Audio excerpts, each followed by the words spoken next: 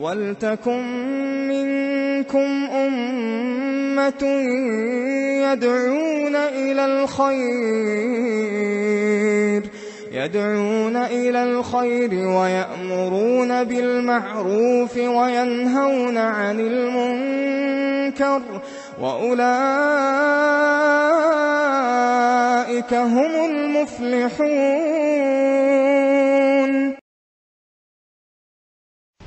क्या मौलाना मौदूदी की तफसीर पढ़ सकते हैं?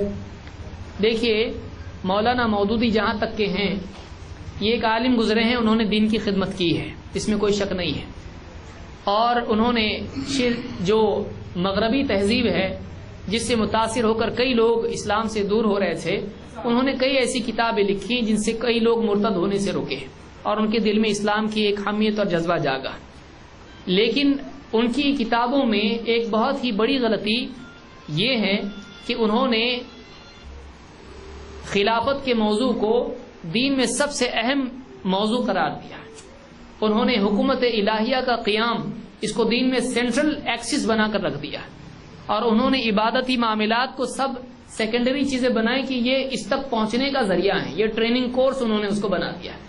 ये ऐसी बड़ी गलती है जिसके नतीजे में बहुत सारे मुसलमान तहरीक की सूरत में हुकूमतों से मुसलसल टकराते रहे हैं और मुसलमानों का इससे बहुत बड़ा नुकसान हुआ है। तो ये एक बहुत बड़ी गलती है। उनकी तफसीर में भी ये चीजें छाई हुई हैं। इसलिए एक आदमी जो दीन की इब्तिदा में दीन सीख रहा है उसको मौलाना मौदूदी की किताबें नहीं पढ़ना चाहिए। ये बात बाज़ लोगों को बुरी लग सकती है, लेकिन जो बात सही है वो मैं कह रहा हूं।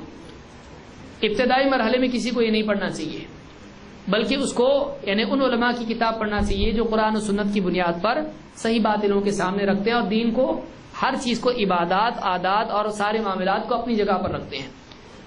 बाद में एक आदमी को रिसर्च के मरहले में ये किताबें पढ़ता है या दूसरी कोई भी किताब पढ़ता है तो उसमें कोई हरज नहीं, बशर्ते कि वो कुरान और सुन्नत में पक्का हो चुका हो, अब वो कुछ भी हजम कर सकता हो, तब जाकर अगर वो पढ़े स्टडी के तौर पर तो उसके लिए कोई मसला नहीं है। सुब्हानल्लाह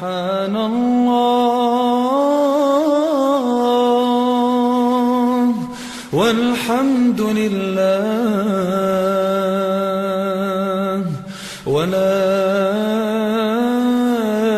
इलाहा इल्लल्लाह वल्लाहु अकबर। सुब्हानल्लाह